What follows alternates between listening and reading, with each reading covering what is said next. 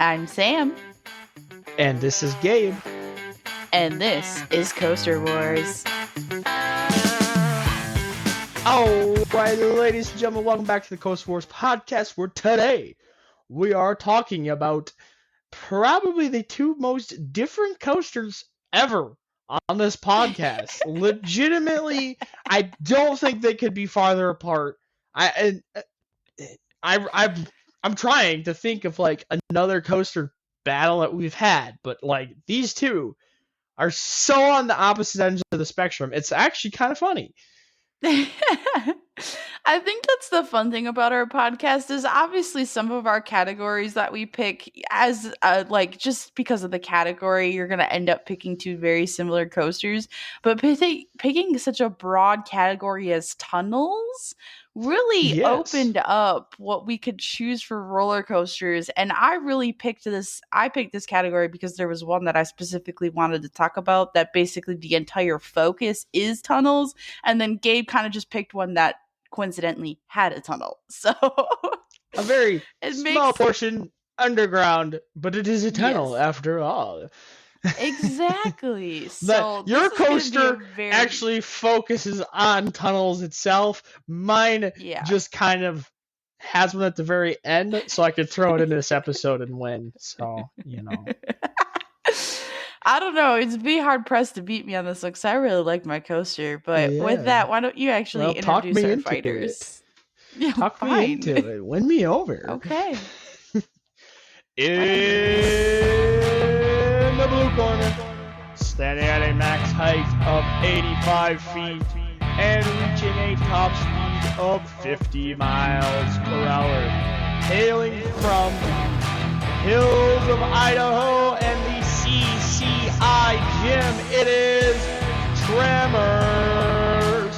In the red corner, standing at a max height of 80 feet and reaching a top speed of 50 miles per hour, hailing from the hills of Georgia and the Sports Coffin Gym, it is Riddler Mindbender. Let the fight begin. Also, real quick, I didn't realize I picked two coasters back to back from Six Flags Over Georgia. Not intentional, by the way. Didn't even realize that. So yes, Gabe is bringing the Riddler Mindbender, and I am bringing Tremors. And I realized that I believe this is the first coaster that I'm covering from a little park up in very northern Idaho called Silverwood. So this will be exciting. Which one do you want to talk about first? Yeah, let's do the one that's a kind of half a cheat first. Okay. So the Riddler Mindbender. Now this coaster was the premise of the trip that we took. This coaster, Fury 325, and Air Force One were the three coasters are why we took our trip last November to go to Carowinds, Six Flags Over Georgia, and Fun Spot Atlanta. Now, it was kind of funny because Sam had no idea what this coaster even was, even though she's a sports cop girl. Don't let her lie to you. She doesn't know about Riddler, so she can't be, but... Hey, no gatekeeping in the roller coaster could be okay. This roller coaster had been on my list for a very, very long time that I wanted to experience, and we just finally had the opportunity to go down to Atlanta to ride it. And I remember when we first got to the park, it was not open, and the section of track that is like down in the, I'm going to call it the trench. Or the hole, I guess. The pit. The pit, does that work? Yeah. That section of track was actually underwater when we arrived at the park. And they were in the process of running pumps to pump out the water just so they could operate this roller coaster. And we were very, very concerned that I was not going to get a ride on it. I was very upset. Because, like I said, we kind of planned this trip around this roller coaster, and eventually we did get on it, and then eventually we did get on it a second and third and fourth and fifth time. I don't know. We rode it a lot. We did ride it a lot. And this became one of my favorite roller coasters at Six Flags Over Georgia. I actually said it was the best at one point, which was a You hot did. take, and I think I still agree with that statement. So, well, there's the Twisted Cyclone, which was really good too. But Yes. tell us what you think of the Riddler, Samantha. So, as Gabe said, I am a Schwarzkopf girly. So, I was very excited to ride this when I heard it was a Schwarzkopf. And of course, does it have one or two loops? It has It two, has doesn't two it? vertical loops. It So, is two, it is a go ahead. custom layout permanent Schwarzkopf, which there Yes. aren't a ton of those out there. Yes. So I was very, very excited. And of course, those loops are absolutely crazy. And they are the concentric ones instead of the elliptical ones that you have on more modern roller coasters. So the forces that you get in these loops is absolutely insane. And then, quite a surprise to both of us, on the back section of the ride, there is a part where it dives towards the ground and has a very intense layout. This is the second roller coaster out of the literal over 100 credits that I have ridden, and I've ridden multiple gigas, I've ridden multiple hypers, and I've ridden tons of super high intensity machines. This is the second roller coaster on the planet to make me gray out specifically, and let me tell you, the other one is Millennium Force. So that tells you what you need to know about Hey, the Sam, intensity. What?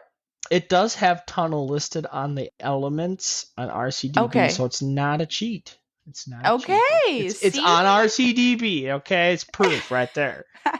Proud of you for not cheating this time. Yes, yes, I did not cheat. Let's just dive right into this crazy layout while we have some Okay. time.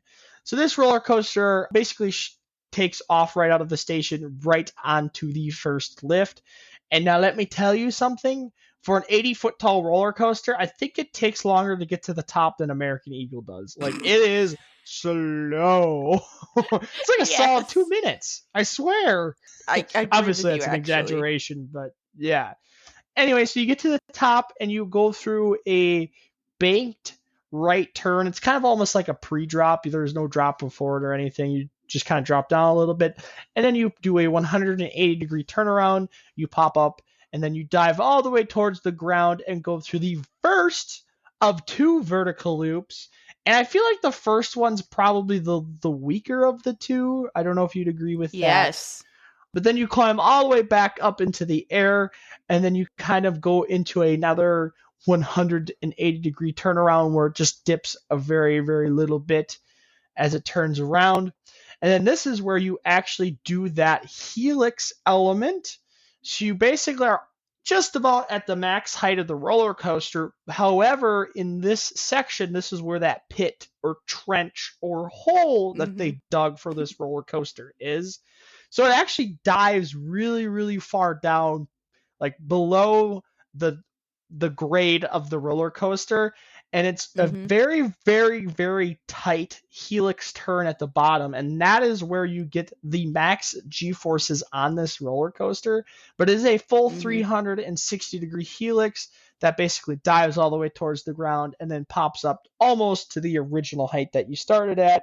You then go down a traditional drop and pop up into another turnaround element. This turns 180 degrees back to the left. You then run through a set of brakes. Now, the interesting thing that I noticed real quick here on the POV, these brakes almost completely stop the roller coaster. However, when me and Mm-hmm. you were riding it, those brakes did not engage. No, So they I did don't not. know if it was just that cold that they were worried about the roller coaster valleying, that maybe they turned it off. I had Mm-hmm. read some stuff in the past about they really, really trimmed this roller coaster out. But on our specific ride experience, we were going through that little brake check at like full speed. So Yep. just a little tidbit there. But then you drop down back into the bottom of the pit, and that is the section of track that was actually underwater when we got there. And then you go through Yep. the second vertical loop. You then start ascending, but you ascend through the side of the hill. And if you blink, you'll miss it. But there is a tunnel there. It's very quick. You then pop up into a little airtime moment, bank to the left, you do another turnaround, and then you roll into the final breaks. It is a very simple layout, but it is a very, very intense layout. I think what I was just thinking about is, funnily enough, even with the time difference between these two things, what this reminds me of for some reason is the newest Batman movie with Robert Pattinson playing the Batman, and how it was supposed to be, it made the Riddler somehow actually terrifying. He is actually scary in that movie. And I was like, for some reason, I'm correlating it to this coaster because this is actually a very intense, sort of terrifying roller coaster, because it did make me gray out. It got to the point where I literally could not see on this ride. In It's something to be said about the experience that this ride gives you. It was so much fun. And we were so excited that it was open. And I love that it's called the Riddler and they kept it the Riddler name, because I personally, my experience with the Riddler is, I'm like, oh, that's kind of just a silly villain for Batman. But in recent years, it's come out as a little bit more scary and a little bit more intimidating. And that's what this ride is, to me, at least.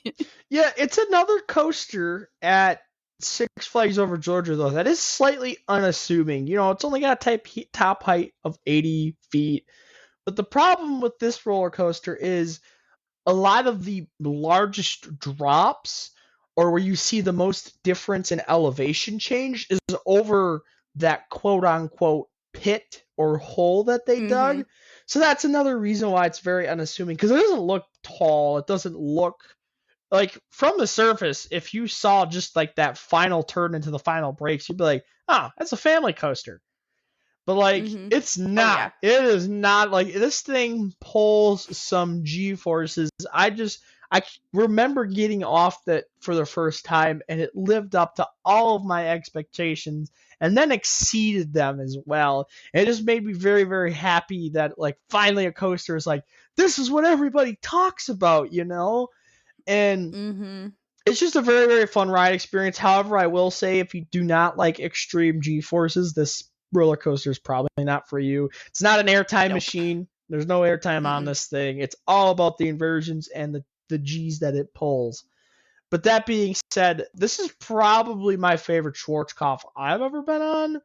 It's nice to get on some actual permanent fixture Schwarzkopfs. That's the other thing I wanted to mention, is this one felt a little bit smoother, a little bit more Yeah, streamlined, I wanted to talk about that too. Go but it ahead. also hasn't been taken apart and put back together 100 times. So, like, Yeah. can we really be that upset about the other ones that are not as smooth? But I just felt like it was a very well done ride experience, especially being built in 1976. I mean, you're talking like forces that get pulled in modern roller coasters in a coaster built in 1976. Maybe that's probably why it pulls so many Mhm. G's. They didn't have little computer programs and all that stuff. But yeah, this is definitely one of my favorites that we rode on that trip, and definitely a must ride at Six Flags Over Georgia. So freaking flutely. Do we want to switch gears now and talk about my coaster? I suppose.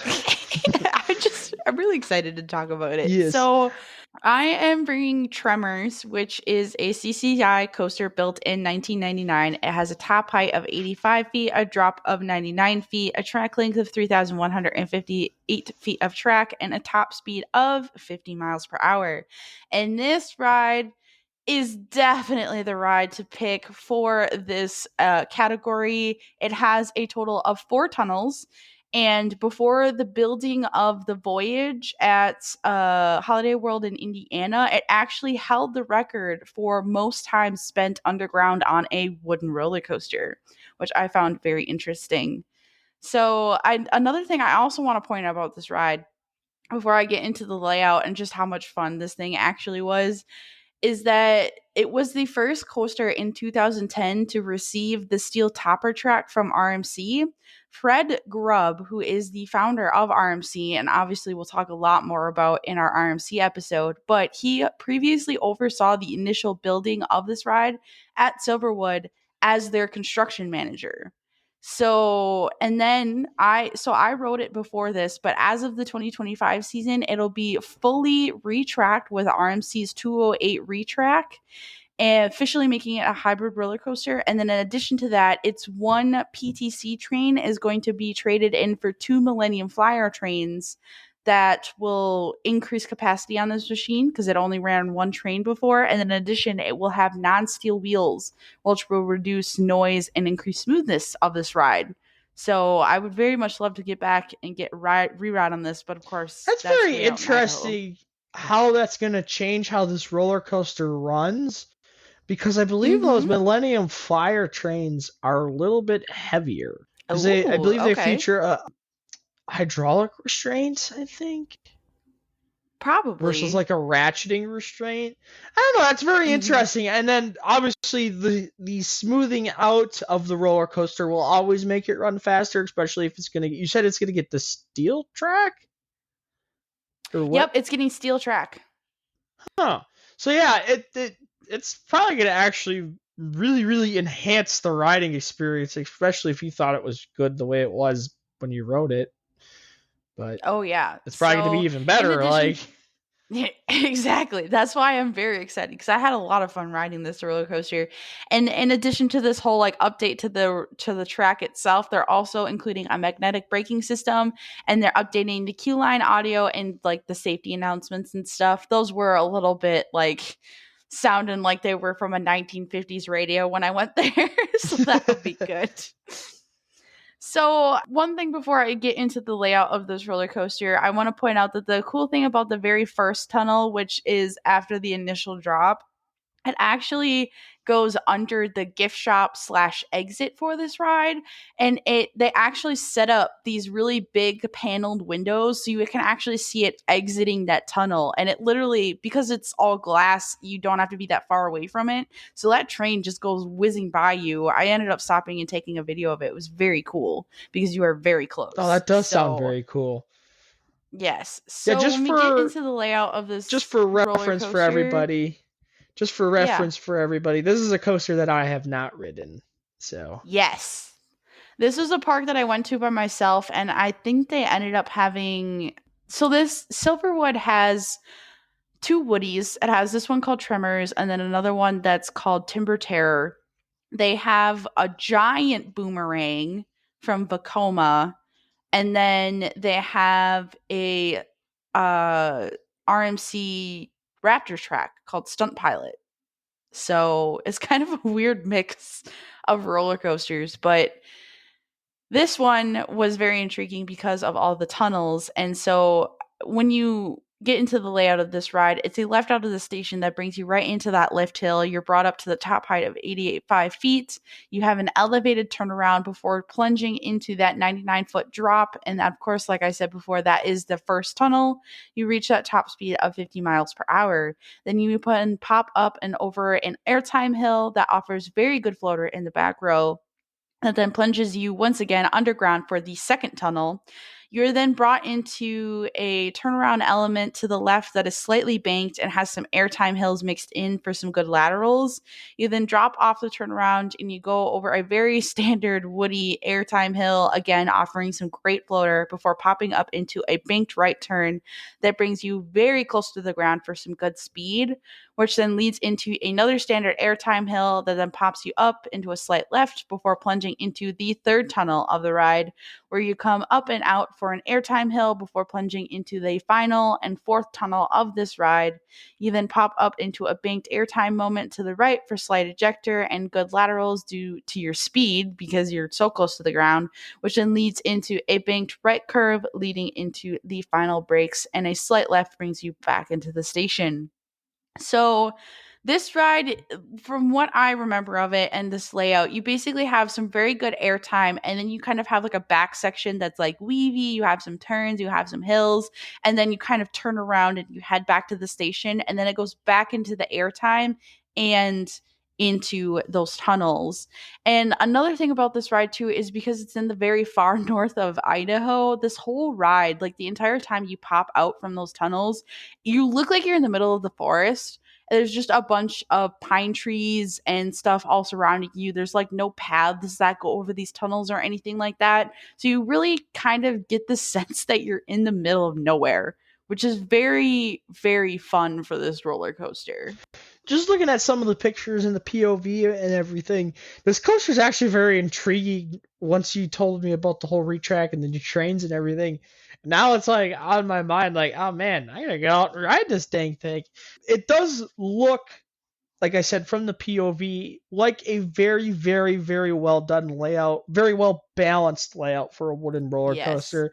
Looks like it has some G forces. It looks like some of the helix portions have some pretty good laterals, and then that initial airtime hill between the first two tunnels looks Mhm. insane from the Mhm. POV. Like it looks like it's just absolutely hauling, and I feel like the tunnels as well enhance it, probably make it feel like it's running a little bit faster because you get that constriction of your space and your surroundings. Mhm. And it's just a very well set roller coaster with a good setting. Like I said, it's definitely a very intriguing roller coaster. It looks like a coaster that I would enjoy, like because well, we both love wooden roller coasters. We're both Woody fans, but this Oh looks yeah. like it could be up there in like the rankings of the wooden roller coasters of the world. I 100% agree with you. When I went to this park, this was definitely my favorite roller coaster at the entire park. I loved the entire ride experience. I loved the pacing that was on this. I was afraid that with it having so many tunnels, it would just kind of be like up and out and up and out and up and out, and then you'd be done. But this ride manages to pack in a whole mixture of forces in all kinds of way. You have laterals, you have ejector, you have floater, you have the tunnels, which like you said adds that restriction aspect. It has a very good setting, making it almost feel like a terrain coaster, even though this is a relatively flat part of the area. So it makes you feel like you're racing through the woods in the backcountry of Idaho. And the other thing too is that when I was getting into the research of this ride, the whole story behind it, so I mistakenly thought that this was made for the movie Tremors, the 80s movie about the Oh, giant prehistoric worms. And it just fit. I was like, it makes sense to me. When in reality, the whole concept was just of an earthquake and like loose earth and stuff like that. But I'm like, I'm just going to, in my mind, it's going to be about the movie to me. So that was another fun little aspect to me. And I ended up, I think I made this my last ride of the night too, and it was very fun. I unfortunately though it was too late in the season. It wasn't completely dark out when I did it, so that's the other thing. Is I imagine a night ride on this coaster oh, would be a very absolutely. similar experience to the Beast, and Yeah, I agree with you. It makes me want to go back so bad. it definitely seems to me like what a modern wooden roller coaster should be, where it's not just a out and back, up and down airtime layout, where it actually mixes more forces into the ride experience. This coaster to me actually seems to remind me a lot of Mystic Timbers. Um, Yes. Kind of the same style of like a GCI, and I believe a lot of the designers and stuff when CCI shut down went to GCI. I don't know the full story there. So that would make sense that there's a lot of those characteristics in this roller coaster. But just comparing and contrasting these two roller coasters, one's a steel roller coaster built in 1976 that Mhm. uses, primitive technology to design it and stuff. And then this is more of a modern wooden roller coaster. It's just very interesting when you look at these two roller coasters side by side, how different one roller coaster to the next can really be. I think it's one of the reasons why me and you love them so much, love riding different roller coasters, is because when you get two ride experiences like this that are both really, really great in their own ways, both Mhm. feature a tunnel. That's how we themed the episode together. It's just very cool to see, like, just especially for me and you too, is like Tremors, all airtime and laterals, right? Yep. Riddler Yep. Mindbender, 100% all G forces. So, like, even the elements, the way they run and what forces they focus on are completely different. But at the same Oh time, yeah. we both love the Riddler, and I feel like if I got on Tremors, I would probably love it as much as you do as well. Yes. I think this is also a very good example of how, yes, go to the big parks because they're going to have not only a large lineup, but they're going to have a good mixture of coasters, but also go to the small parks because you're going to find these little gems that are kind of seated in there, and it'll it's like, this is one of my favorite coasters, honestly. I don't know that it'll break my top 15. I don't know that it's that good, but it's definitely going to be one of my personal favorite roller coasters. And I would also like to talk about Silverwood here a little bit. It is a very clean park. It is a very nice and well organized park. And they don't like, don't get me wrong, this is no Universal. It doesn't have that crazy level of theming, but they did have like a thought out process on their roller coasters because the Vekoma Boomerang, I'm spacing on its name right now, it ties in with this earthquake theme that they have going on, and the other woody that they have there is the Timber Terror. So I love a cohesive theme. I love a whole little thing that goes together and stuff. So another thing that is fun about Silverwood is where all of their coasters are located is actually called Coasters Alley, which is really fun. So that's just a little thing about Silverwood. Don't Yeah, skip this park if you ever find it, yourself up in this northern this Idaho. coaster Tremors is one of those things where if, like, let's say you move it over to a Six Flags Over Georgia and plop it into that lineup, it probably gets talked about a lot more. It isn't a very isolated location. It's not a very accessible location. It's kind of like Hades Hmm. 360 as well, where if you take it Yep. out of that park and you plop it into like a Six Flags Great America, it gets talked about a lot more. Oh yeah. So I feel like Tremors might also fall under the category of a very underrated, underappreciated roller coaster. I really do agree with you. So, and it is very exciting to see that they're doing basically a full retrack on this ride. So we'll have to maybe do like a West Coast trip because we do very much want to get out to Magic Mountain. I don't think it would be too hard to kind of drive up the coast and maybe hit northern Idaho or something to ride these rides here. So, Yeah, it's but a with go ahead. section of the country me and you have not really touched at all. So roller No, coaster we have wise. not. So with that, Gabe, did I talk you into it? Did just Tremors win in your book or not so much? So I'm gonna call this one a dead heat, a dead tie. Just because I You haven't know, actually physically rode Tremors. The thing is with mm-hmm. these two roller coasters is they are so different. You almost can't pick which one's better. You know what I'm saying? I will say this though. 100%. Millennium Flyer trains on Tremors would probably be enough to put it over the top for me. But Oh because, dang, like I said, okay. I haven't actually ridden it, I haven't been on it at all, I'm going to go with a dead tie. Yep. You We know do that what? on this podcast sometimes. They tie. Yeah, I was gonna say I we haven't done it in a while, so I think I like that idea because these are such vastly different coasters, but we both love them so freaking much. And I am a Schwarzkopf girly, so as much as I love Tremors, I cannot short Riddler at all. So I think that's a great way to end this episode. We finally have a tie. I think it's the first one of season 2 anyways. So I know it's the I think first one of season 2. I'd have to like listen to our last episodes to see if I know there's a couple where we're just like, you know what? We're gonna call it a yeah. tie, but like this Yeah. is definitely the So first that one of sounds good to season me. 2. Yeah. With the end of our episode here, I did this in our last one, so I'll kind of go into it again. So first of all, our next episode coming up is our Coasters 101 on a coaster company Yes, that finally finally. Why did we're we put getting this one in. off for so long? I don't I to savor it or something. I don't know. We're going into RMC, which is of course a company me and Gabe would talk about endlessly. It currently holds the number one spot on both of our lists. So it is a company that very much needs to talk about a short but very rich history, as Gabe has said before. So that will be a very exciting episode. But to talk about the end of our season here, Our final episode is going to be a Coasters 101 episode on the very namesake of our podcast, The Coaster Wars. And it is going to come out on June 20th. So that will be the end of a season 2.